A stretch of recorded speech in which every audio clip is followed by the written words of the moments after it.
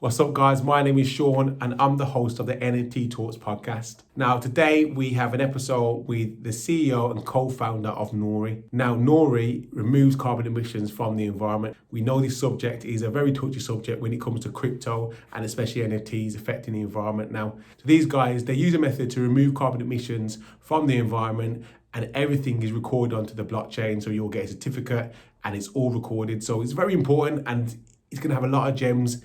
If you're focused on the environment, you want to help the environment, if you're interested in NFTs, this is definitely an episode you need to pay attention to because you're going to learn a lot. Now, guys, make sure you subscribe, leave comments down below, and let's help build this community.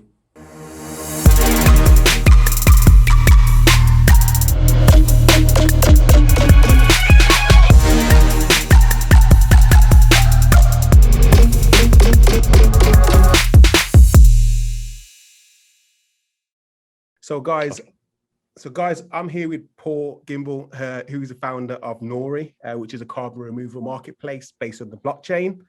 It's going to be a really interesting conversation today because this is something that is not really talked about so much in the NFT space, is the impact on the environment. And these guys are doing something really interesting because they're on the blockchain, but they're also removing carbon dioxide from the atmosphere. So Paul, welcome. Thanks for having me, Sean. Thank you for coming on. I'm really interested to hear a bit about yourself before we go into it and what Nori is about. Tell us a bit about yourself in regards to background, involvement with crypto, because you're on the blockchain. So I'm really interested to see your background and how you got into this space. So I studied computer engineering in college. And then when I was in grad school in 2010, I had a professor who was trying to teach us about different trading markets. And as an example for that, he used Bitcoin. And so in 2010, I was really interested in this. I went home and read the white paper, and I was really always interested in monetary policy and that kind of stuff back then. And it immediately jumped out to me as wow, this is a really cool solution for some of these social coordination problems that we were seeing. So I started mining Bitcoin in 2011 or so. And then when Ethereum came out, got really interested in that because then it was more, about general programmability and stuff. And I ended up working in software for a bunch of years, mostly as a product manager at a consultancy called Deloitte Digital. And we were building mobile apps for big Fortune 500 companies. And then in 2015, I got really bored with consulting. And so I left, and I wanted to work on something that was bigger and more important. And climate change seemed like kind of an obvious choice because of course, more people are going to care about this in the future. This is a situation that's only going to get worse. It's going to need new innovative approaches to solving it. And so I got interested in this, and I had these two parallel tracks going for me. So I had blockchain stuff and paying attention to that and doing crypto trading. And then I had this climate change thing. And when it came to climate change, I was thinking about it in the context of the problem is there are too many greenhouse gases in the air. And the solution then, therefore, straightforwardly, is we should pull those gases back out and store them.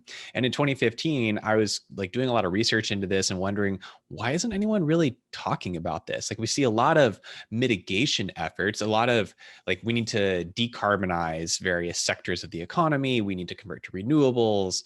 But not a whole lot about why don't we just undo the whole thing and make it go away. And perhaps it was just people thought that it was too big of a challenge. But to me, when you have the exponential growth factors of innovative technologies, then we should start to bend that towards carbon removal. So I started a meetup group in Seattle, where I'm based, and I was trying to meet other people who are interested in pulling carbon out of the air and learning about how we could do that. And I at first thought that this was going to be a technology problem. We need to do a lot of R&D into different tech to remove carbon. And then after about a year and a half, we came to the conclusion that it's not necessarily a technology problem. It's more of an incentives problem.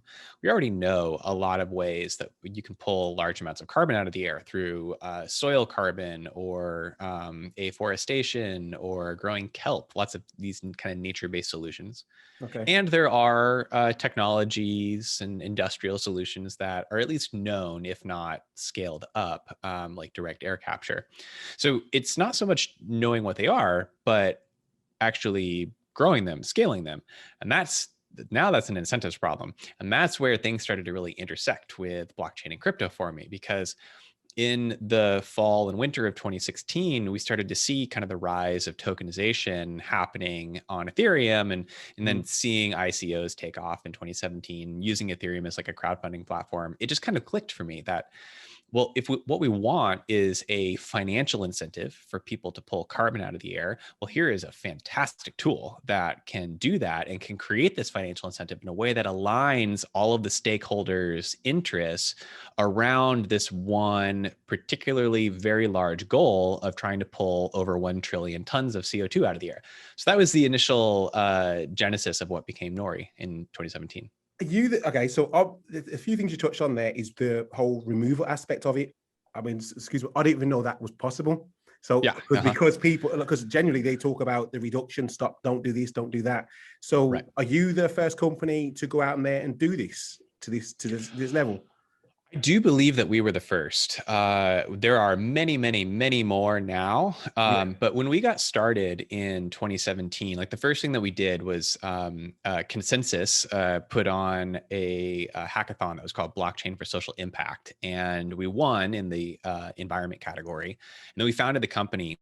And one of the first things that we did was in early 2018, we held a conference here in Seattle called Reversapalooza, where we brought together about 100 different people. These were like sustainability directors from big companies. There were farmers and ranchers. There were technologists. There were academics.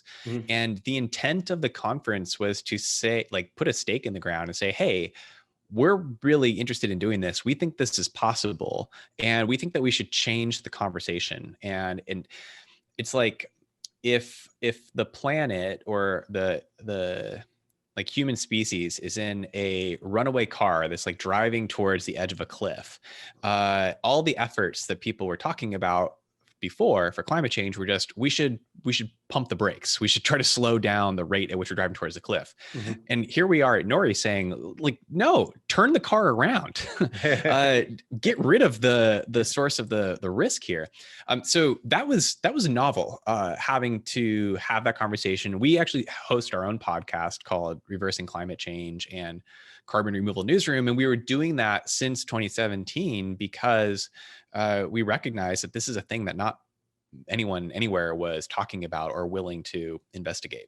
But that all changed in the fall of 2018, and now a lot more people pay attention. So I know that with Nori, we'll get into the ins and outs of how it works, but they are NFTs within the project, isn't it? Yeah. So that's really interesting because I want to understand, how did you, because obviously you've got this whole look on NFTs about is affecting the environment. You guys are set out there to obviously help the environment. How do you end up producing NFTs to do, you know what I mean? Like use the thing that's causing it to produce it. So how does that come around? Like, when did you first come across NFTs? Because you've been in the space for quite a while, from what, like you just said. So talk about that journey. Well, so we're built on Ethereum, and like from an economic design perspective or lens, we were building off of the carbon offsets industry. And so offsets have been around for a long time, several decades. And there are voluntary offsets. These are companies that are just like voluntarily choosing to buy carbon offsets because they think it looks good, or their employees or shareholders want it. And they'll publish this in a like sustainability report at the end of the year kind of thing. And then there are companies that are required by certain government mandates in various jurisdictions to trade permits that the government issues. The EU has something like this, and then California has a cap and trade market. But so these are a little bit different things. And when looking into the carbon offset space, while I was running that meetup, there was a carbon offsets broker in the group. And one of the first things that we actually did long before Nori was thinking, hey, maybe we should just build our own carbon offsets project. And then we could use the revenue from that to fund more carbon removal stuff. So let's start with a project that avoids future emissions. And I should really distinguish here. So when people think carbon offsets, offsets mean that you're doing something that avoids a future emission.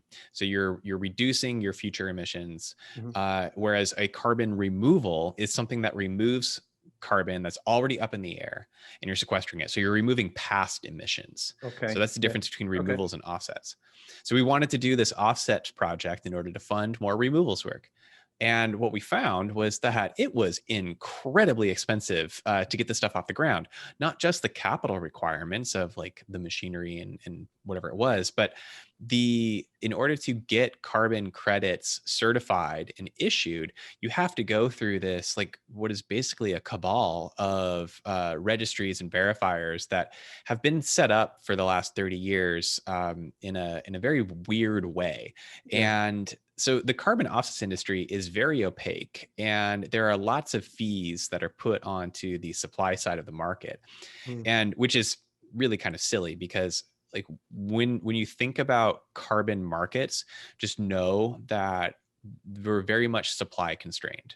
There's nowhere near enough supply of carbon offsets or carbon removals in order to meet the demand that exists today, and certainly not enough to meet the demand that's going to exist in 5 to 10 years. So from that sort of view on it, if we want to scale up the amount of carbon that is being pulled out of the atmosphere, which I think is something that we can all agree on is a desirable thing, right? Yeah. Then we have to figure out how to remove those barriers to entry on the supply side. And without going like too much deeper into the weeds on this, what that means is we needed to find a way to create better provenance for these carbon removals.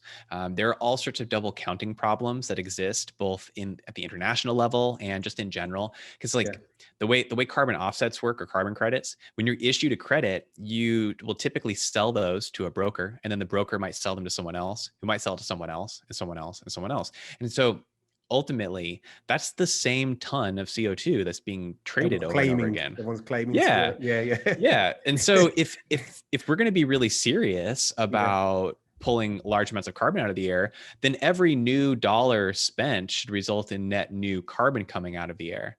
So what we do is we are actually separating the carbon credit or the certificate for the carbon from the thing that gets traded. And the carbon we record that in an NFT where we call it an NRT, Nori removal ton. One NRT is 1 ton of CO2 removed and sequestered for at least 10 years. And when that is sold by the supplier to a buyer, and the buyer can be anyone, then the buyer, it goes into their wallet and they own it forever, and they cannot be transferred or resold. In exchange, the buyer pays the supplier 1 of our native Nori tokens. So the price of 1 ton is always 1 Nori, but the Nori price will fluctuate based on supply and demand. So by using the NRT as an NFT, we can really enforce that it just cannot possibly be resold and that it uniquely represents 1 ton of CO2. Okay. All right then. So that makes sense. All right. So it's a lot to take in, but I can see why you have. It's not that straightforward, and I see what you have to do, why you create the NFT. So you're saying you create the NFT solely, would you say, for just to be able to, as a logbook, to monitor and certify the ownership of that carbon removal? Correct. Yeah. Okay. That's right. All right. And so what I'm interested about is what's your stance on NFTs, and first NFTs and the environment, because this is a question that's asked. NFTs is doing this to the environment and so on. So what, coming from your perspective, what's your stance? I'd love to hear what you think about it. I think the criticisms that we've seen in the last 6 months or so are really overblown and not really characterizing the situation very fairly. Like, for instance, if we're talking about like, let's say real world art. Yeah. And there's a piece of art and it's in one country and it has to be flown to another country where they're going to hold an in-person auction. What about the carbon emissions Sure. from that plane flight? Like, we're not comparing apples to apples here, and I don't think that's a fair comparison. However, I do think that in general, when we talk about blockchains and energy usage, other than the proof of stake chains and Yeah. like Ethereum moving to proof of stake, Hmm. like it's a good, worthwhile goal to try to decarbonize the operation of proof of work chains. Hmm. And so if you can't do that, if you can't like fully move over to renewable energy or something like that, then I would advocate that removing the carbon emissions from the transactions, and that's a relatively straightforward calculation, is a fine way to deal with that, to make NFT transactions carbon neutral or even carbon negative, but removing Yeah. more carbon that was actually emitted in order to run that transaction. So I think that there are solutions to these problems, and the criticisms are not always fair. Yeah. Okay. I think that's a fair, conclusion of that, because I do feel that myself, that they crypto or NFTs, they get the worst end of the stick and they get the finger pointed at them, and this is happening, Yeah. all this energy is going on. But like you said, in the real world, this happens. It's been happening for many of years, and there's nothing stopping that. I guess it's a case that we're just used to this way, so we have to point Right. the finger at somebody. And in some ways, it's a hell of a lot easier to calculate the emissions from a blockchain transaction. So Yeah, because it's easier to measure, more people are paying attention to it. But exactly, because yeah, there isn't. Is there a way of measuring and the energy used on the blockchain and creating an NFT with its been about? How would you ever there calculate that? there are different attempts people have made, and I know there's a group that we're a member of Okay. at Nori called the Crypto Climate Accord, which is working on a calculator that could be it's fairly robust, and could be relied upon for at least best estimation on how much carbon emissions are resulting from a single transaction on a proof of work chain. Mm. So there's been a lot of research into this space, and again, we're all estimating here because we don't know Yeah. exactly the energy profiles of miners and that kind of thing. But the information is getting better. Okay. All right. Another thing I want to point on, Paul, is NFTs. From my experience and what I see within the community, they're all about social impact, all about helping. And a lot of these people, that creators that are creating NFTs, they like to give back in some Yeah. way.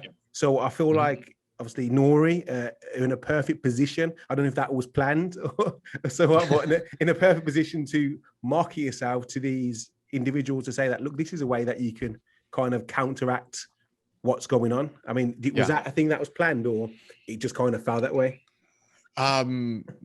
Both, I suppose. I don't know if we planned for the timing of this. Okay. So thank you, Elon, for putting all the attention on it. But from the beginning, we wanted to be like our go-to-market approach for who's going to be, like, the question of who's going to be paying for this carbon.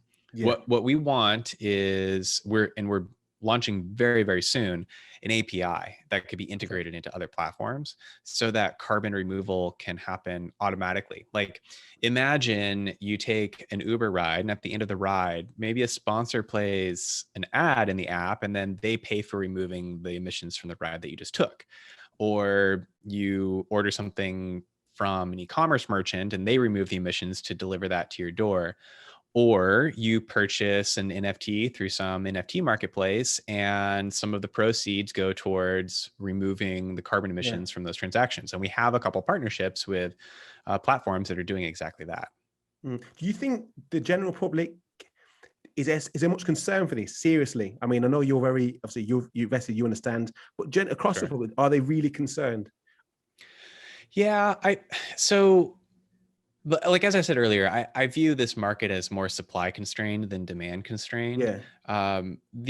When it comes to consumers, I don't necessarily believe that just relying upon altruistic motivations of consumers to like seek out and go remove their own personal carbon Yeah. footprints. I don't think that is scalable in the slightest. However, I do think that it is something that will definitely scale up. And when we talk about automatically, like, think about think about carbon emissions as like a form of waste Yeah. of garbage. When you go to a restaurant and you produce a bunch of waste from eating your meal, when you get your bill at the end of that, you don't have a line item on the receipt for garbage removal fee. No. It's just built into the cost of doing business, right? So carbon should be exactly the same. It's just that it's invisible and odorless, so we've never really paid much attention to it before, and we've never had the tools or technology in order to measure it and then follow through with removing the emissions as well. So that's like the end state for what we're going for. I've seen surveys of ranging somewhere between 60 to 90% of consumers are willing to pay more for sustainable goods and services. So Okay. there is clearly a cultural desire to do this, but it needs to be incredibly simple and easy, if not automatic. Yeah. I feel, I mean, I don't know if you agree with me, I feel there's a lack of understanding the consequences of the effects of the environment. I don't think people really understand what can happen and the cause of this. And I feel that's the reason why people don't take it that seriously. If that's fair to say. Because I don't. because I think everyone's like, I like the thought of contributing to the and making sure, because that makes me Yeah. feel good. But is it really, Yeah. are they really looking at, is it this how it's going to affect the world in the future? This is the impact, this is the current impact is going to, does that make sense? What I'm saying? Yeah, it does make sense. I mean, there's a time value of money here, right? So like the effects of climate change, while very real right now, and we see more extreme weather events and starting to see sea level rise and so on, it's still something that feels off in the distance for a lot of people. But I actually think a more like driving factor is just that no one knows what to do about it.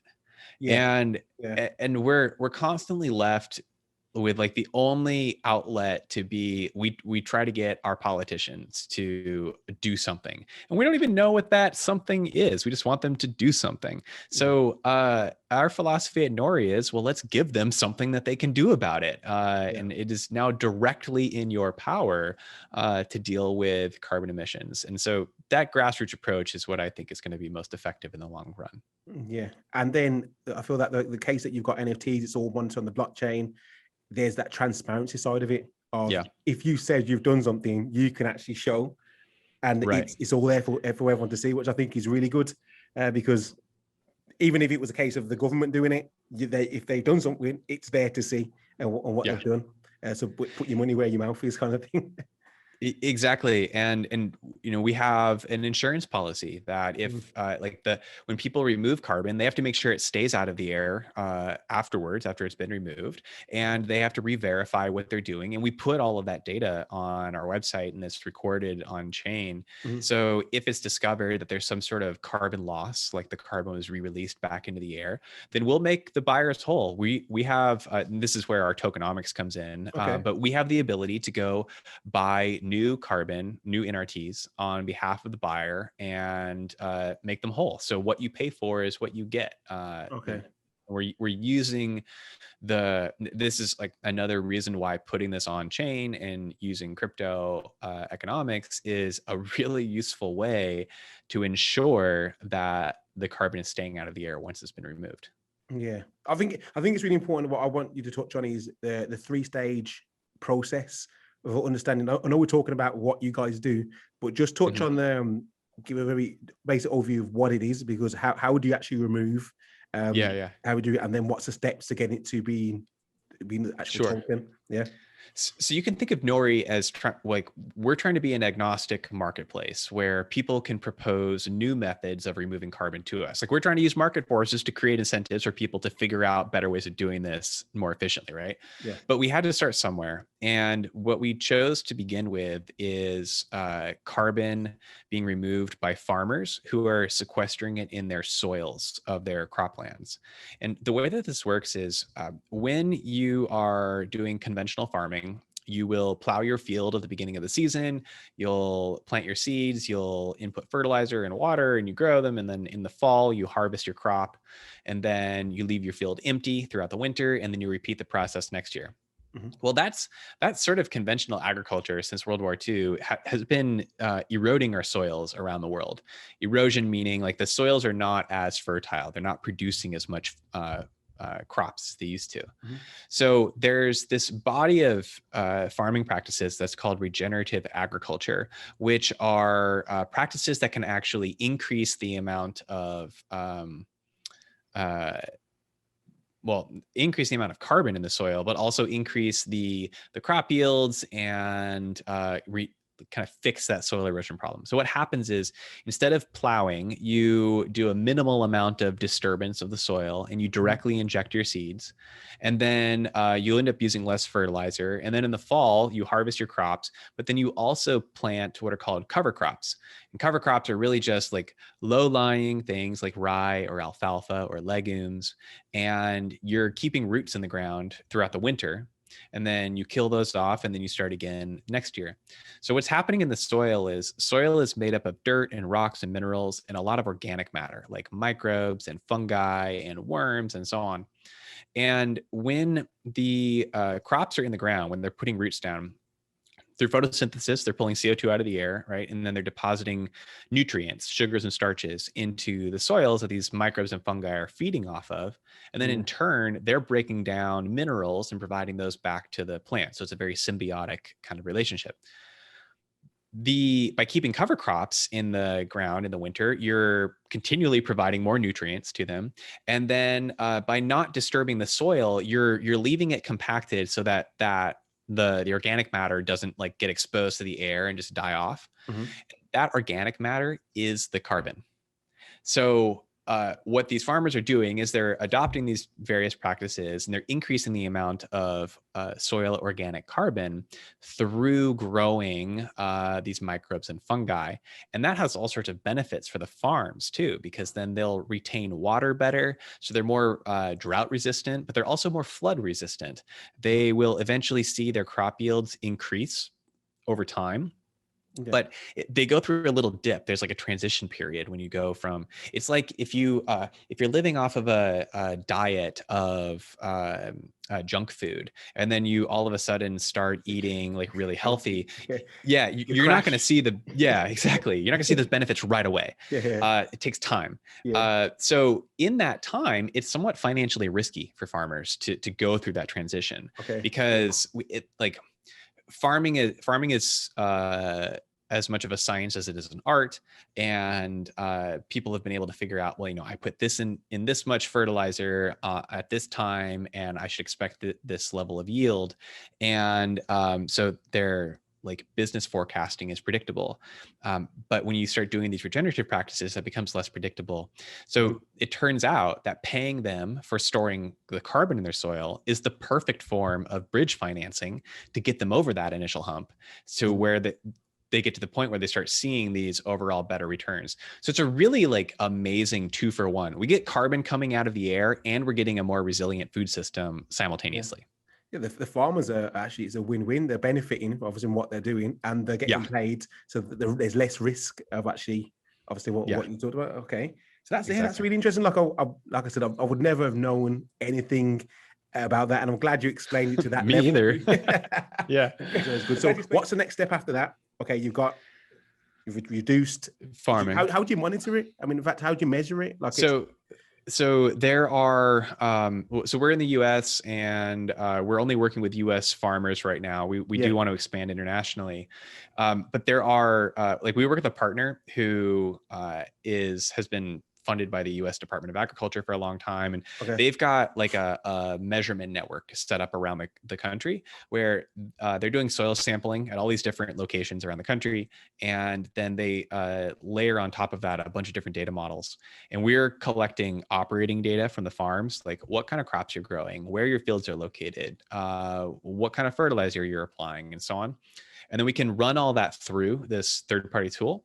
And then they're able to come back and tell us, okay, based on this data, this is how much carbon is being put in the ground relative to what would have happened if they had just continued with the conventional practices on the same exact field.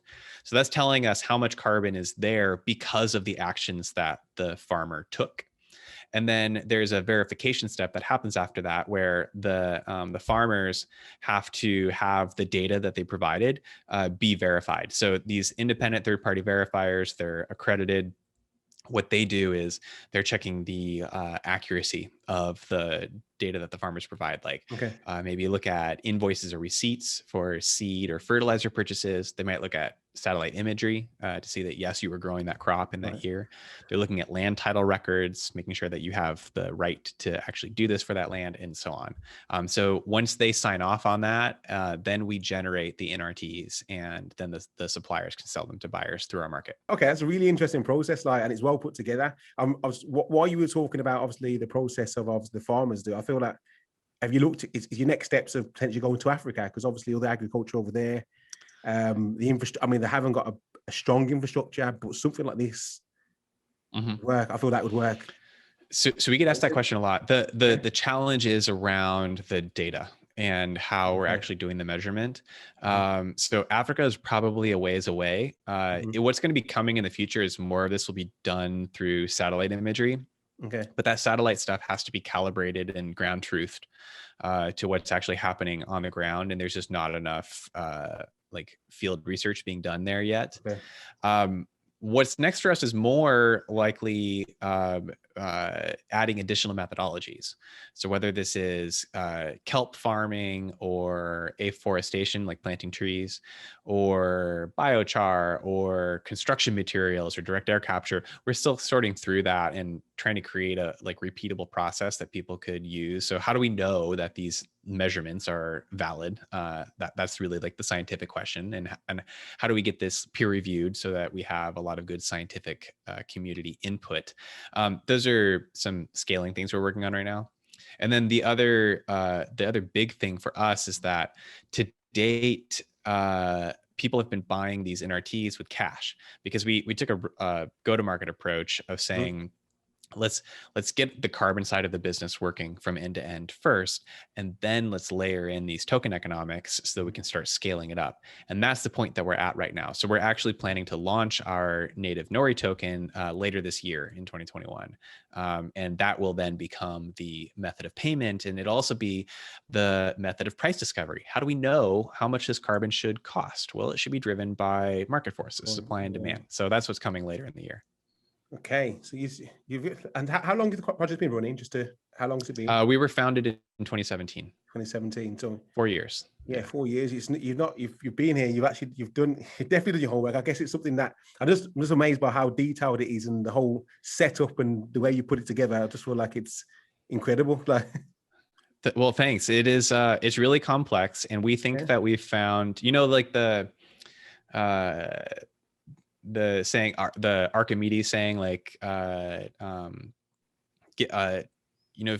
give me a lever long enough and I can move the earth. Well, like climate change seems like that sort of challenge where it's this like intractable social problem, but we think that this is like a really key starting point for how we can start making large scale progress on actually solving it. Yeah, and proving it and showing it and being transparent as what when people contribute, they actually can see. That's the main thing. I feel that is something that's very important, because even with down to some of the charities, people moan about, well, how do I know that it's going towards this? And how people want to know and want to see that what I'm putting my money towards, it's actually doing something. And obviously you guys show that. What kind of feedback have you got from obviously the NFT side? Now I'm trying to touch back onto that, because I know obviously you had the collaboration with Imogen, who's a British recorder and producer. She released 6 sound clips, and it was 20 tons of CO that was removed, I should say. Yeah. So that was really the start of this. Yeah. Okay. So the start of this was I think it was in April, back in February, I was on Clubhouse giving a talk about what we're doing at Nori, and she happened to be listening to that. And then in April, she was planning to do this NFT drop of these 6 different NFTs. And so she reached out to me and wanted to learn more. And we ended up collaborating where she put 5% of the proceeds from the NFTs that sold into buying NRTs, carbon removed. through Nori. And so ended up making these massively carbon negative, removed far more carbon than could ever have possibly been emitted in the transactions themselves. And then that got some attention. And then soon after that, we partnered with a marketplace called NFTB. And then we just recently announced another partnership with a NFT marketplace called Blind Boxes, and in talks with a bunch more. So this has kind of been a snowball effect of NFT creators and platforms interested in dealing with the carbon emissions and making that not be an issue anymore. So what obviously, when you're saying you collaborate with these marketplaces, are you looking to have that option within the contract to say that, do you want to contribute to, okay, that makes sense. Yeah. Yeah. Okay. That's an opt-in thing. It makes sense not to approach, you don't have to approach the artists and the individuals, work with the marketplaces and then it'll be an option, and it'll be a gesture. It makes sense, because I know that Kings of Leon got a lot of whiplash, backlash, from the audience, saying that obviously about the environment when they released the album. So I'm sure that musicians, especially musicians, because the fans really care about the environment, right. They need to tread carefully, because otherwise they won't be able to sell anything. Yeah, exactly. And so this is a tool that solves that particular problem, and I think it solves it pretty well right now. Okay. So are you interested in NFT space, stepping away from what you do with Nori? I mean, are you a collector? Have you invested in the space? Anything like that? I am not. And if you could tell me what I'm missing out on, I would really appreciate that, because I feel like I intellectually understand NFTs and this market, but I don't emotionally understand it. Okay. And you know what? The thing is, I feel that that's where it is at this point. It's a lot of emotion, built on community. The projects that are doing well, I mean, I know obviously like the art side of it, people are just investing in things that they enjoy, things that they like. Obviously, things like CryptoPunks, you've obviously heard of CryptoPunks. That's obviously selling for a hell of a lot of money. But I think it's just a case of that is one of the first projects that are out there, and they've built a community, and people just value it. It's hard to. A thing I haven't really seen, at least coming from out of the art side of things. I'm a really big live music fan, and I especially I'm really into jam music, like Fish. And one of the first thoughts that I had was, well, I could totally see myself wanting to pay for a unique live recording that is that only happened once, because all the music is improvisational, and so it's it's capturing this one moment in time. I could see that being really interesting to myself. But I guess one thing I haven't understood, or haven't really grokked or wrapped my head around, is the resale of NFTs, and the market value, and how much of this are people doing as an investment versus wanting to own something that they care about.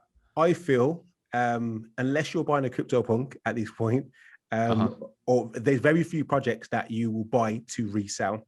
I don't think at this point it's a place where you can set a guarantee where you're going to get your money back, because it's so early at this point.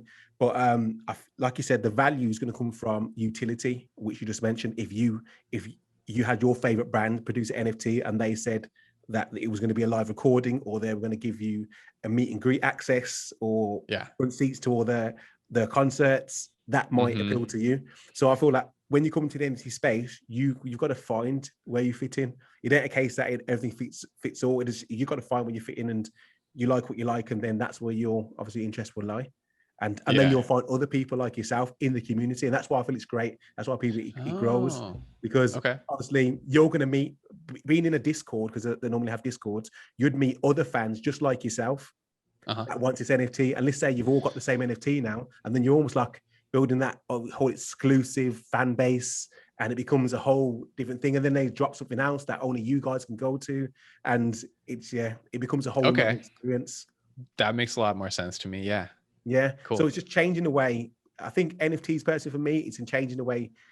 It's giving musicians, especially, the chance to engage with fans, or people that and brands to engage with fans a completely different way. Well, I think it's going to be great. So there's a lot of good things to come. I mean, there's other industries apart from music. There's gaming. I mean, I'm not sure if you're interested in gaming and the virtual world and metaverse and whatnot. I've seen a lot of sports stuff too, like And memorabilia. you mentioned like tying in like real world physical products. Like Yes, yeah. I can't remember who it was, but I saw some like NBA player. It was like a signed pair of shoes and Yeah. this NFT kind of thing. So Yeah, that makes sense too. there was an NBA player that done something which is called a dynamic NFT. So it's based on live events. So Oh yeah. he said, if you buy my NFT now and I get Rookie of the Year award, I will give you a percentage of my sponsorship or so on. So it's kind of like really investing in people. Like Oh. you can really buy into people. Like you could potentially say, look, you could release your own NFT now and say, look, if we produce this from Nori, then we will give you this or so on. Like you just really you'd understand your community, people that really want to help the environment, and I'm sure there's NFTs that you could produce for them that would appeal to them. But you're gonna know that yourself. I'm not gonna know that because I'm not in the community. Yeah. Interesting. So it's like you become a rights holder to some like future event thing. That's cool. Yeah. Like it's there's I think we're at the very we're not even getting started. Yeah. Like there's so many things that are going to happen. There's so many things that are happening day by day. Things are happening, but I mean, when people look on the outside, I mean, like you just said, is when it look at the art and things is all for like millions, and you just see a JPEG or you just see a digital image. I feel people feel like, well, which I can understand is like, well, what's all this about? Right. But generally, I feel the value comes from utility and the community. That's where people buy into it. The community aspect that's a missing puzzle piece for me. So that definitely fills in a gap. Yeah, man. So definitely take a look at the bands. They're probably doing NFT like everyone is. It seems to be the new phase at the moment. So it'll be interesting. Okay. So you're not buying it. You haven't bought any NFTs. Have you thought about where NFTs might be in the future? Is there something you've ever looked on? Well, I mean, it seems like inevitable that like real world property is going to be associated with NFTs, like real estate or other securitized things like that. I could see intellectual property stuff being put like representing patents and that kind of thing. What's your thought on data?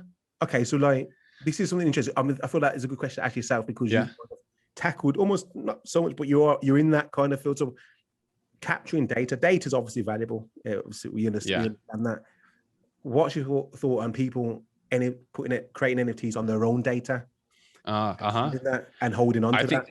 How does that work? I think that's really cool because maybe that could be some sort of base layer. Like for instance, I like the concept of a universal basic income sort of, but I don't really like the idea of that being like taxpayer funded. But if we're talking about, your own personal data that you're generating through, whether it's like biometric data or some other thing that like you're responsible for creating, and then you want you want to sell that maybe in some like anonymized way or something like that, like using NFTs for that seems like a really like obvious tool to solve the problem. So I'm definitely interested in that sort of future where people can derive income just from being alive. I mean, and that's I mean, I remember I had an interesting conversation is that based on AI and NFTs, let's say that you've got an AI robot that you speak to every day, and that you input in information into this robot now, information, and then it comes to the point where we all pass away. That robot is going to be very valuable because it's going to have pretty much you. It's going to be a replica of you, your thoughts and everything, and tokenizing that.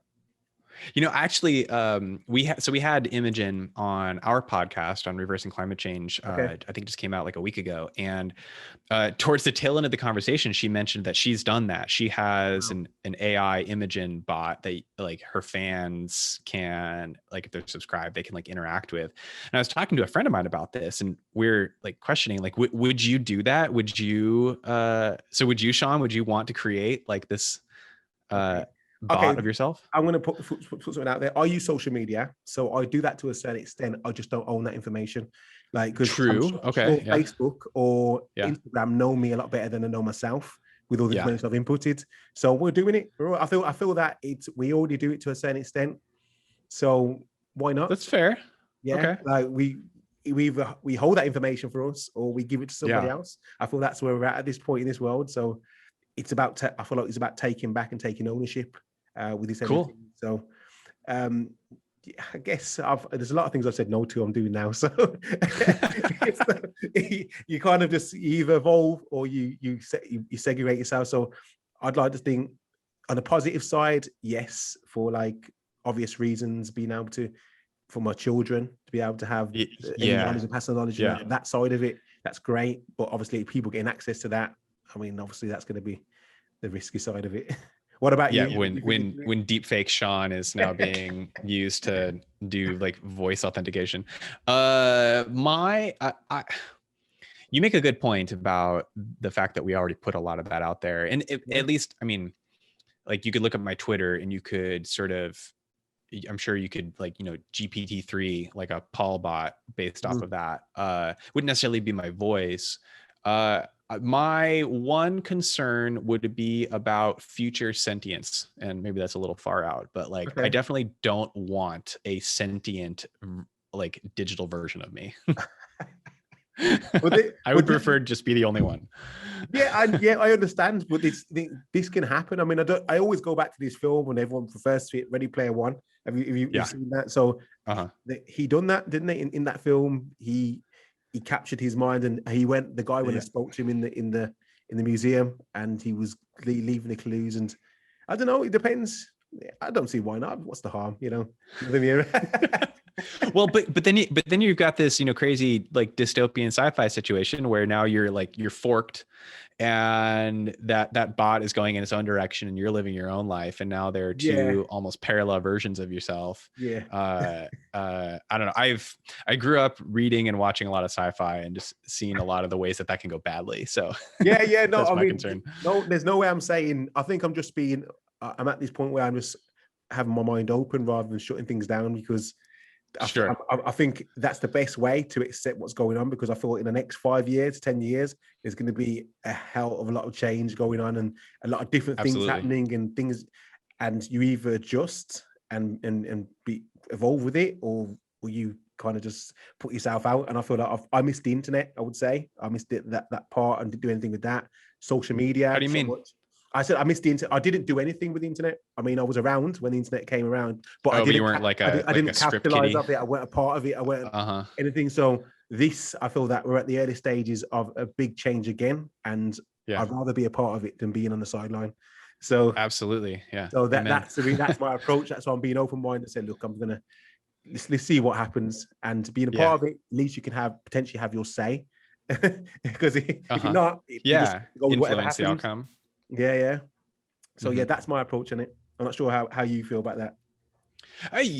For the most part. I studied computer engineering. I think I said that earlier. And as part of that, like I remember just kind of reading about the early days of computing and these people whose names we all know, like the Steve Jobs and Wozniak and Bill Gates, and like the even earlier like Hewlett Packard stuff, and the rise of the transistors and all of that. And I just remember thinking when I was going through school, like, man, like that stuff was so trailblazing, and they were building a brand new industry from scratch, and that was cool. And like what we're doing today is not the same thing, and it doesn't seem as fun and interesting. And then I found Bitcoin and it was like, oh, here we go again. This is going to be this crazy new thing. And I remember when I first found Bitcoin, I think it was trading at like 80 cents. Wow. And but I was a grad student. Also, it was really shady back then. Like you couldn't just easily go on to Coinbase or something, right? So I think I bought like $10 worth of it, and I mined like 15 coins or something. And then when Ethereum came out, I remember having that same sort of thought that you just described, like, hey, I missed out, or I thought I missed out on like the huge gains of Bitcoin. I don't want to miss that again. And so that was when I started going all in on Ethereum and wanting to invest in it and learn more about it and build on top of it. And for the exact same reason you just described, like this is going to be a world-changing technology, and I really want to be a part of it. Yeah. And I think that I feel like, we need to take that approach. Everyone needs to take that approach, but I guess it's not everyone's cup of tea, isn't it? So no, definitely not. I mean, so you just have to either be a part of it or you on the sideline. But yeah, I'm excited about what's going on. It's great connecting to people just like yourself.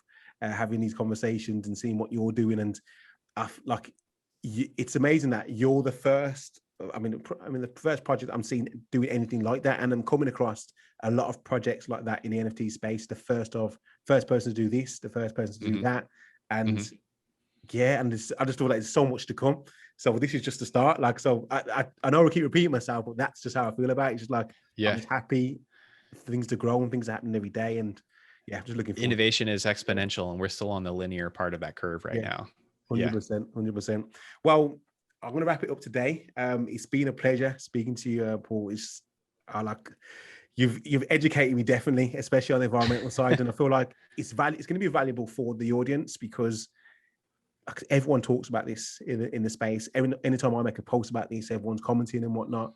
But I feel like you need someone like yourself that is in that space, actively doing something and understands it to that level to be out there and be talking about this and educate people. So then people can actually do something about it, and you're offering a solution, which I think is great. Well, thanks. And we really do want to solve these problems. And so I guess I would say to your audience, like, if this is interesting to you, if you think this can solve a problem that you have, then come find us at nori.com, and we would love to talk. Okay, well, I'll make sure I put the links below so everyone can go follow. But until then, everyone stay listening and stay blessed. Take care. Guys, I hope you enjoyed that episode. And before you go, I've just got something very special to say. Now, NFT Talks will be collaborating with Nori to drop an NFT. We will be doing a giveaway. It will be a carbon negative NFT. So make sure you stay tuned. Go into our socials, pay attention, leave your comments below, share. Let's help build this community.